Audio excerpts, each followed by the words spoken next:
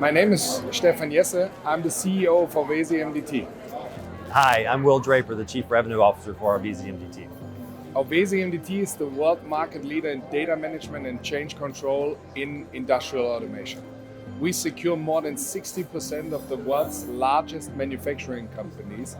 We secure their production chain by backing up, comparing, and recovering from unwanted changes, from cybersecurity issues, and we do that with any industrial control system out there. So we can back up and recover any industrial control system that our customers have on the shop floor.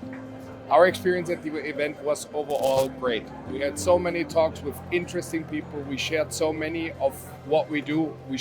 We had so many interesting talks here at the Smart Manufacturing Summit. We shared a lot of what we do with a lot of customers that we spoke to, gained a lot of insight from customers that we were speaking to, and overall listened in to some great sessions, and overall it was fantastic. And what's really great about the event is it's just the right size.